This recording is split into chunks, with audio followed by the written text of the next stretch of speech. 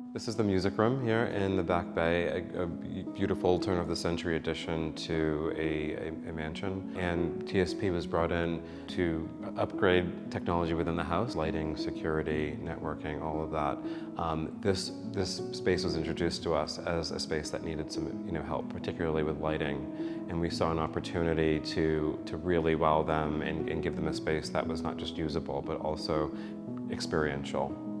As far as the homeowner's control in the room, there are several C-Touch keypads from Lutron located in various places of where people are going to congregate.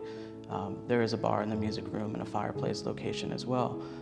What we also have managed to do is really incorporate the lighting control into a Savant whole home control system, which does a really nice job of laying out the various layers of lighting in the room. Between the columns is one of the key elements of the room. It's one of our favorite solutions that were brought into the space.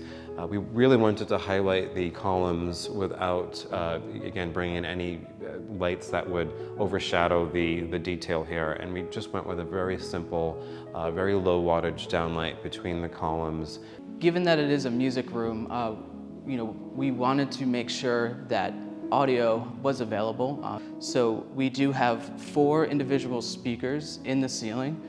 It is a discrete solution that maintains the elegance of the room. We've really highlighted the arches over the windows, and we have surrounded the room with Cluse linear light installed in the cornice to really highlight the details of the molding itself.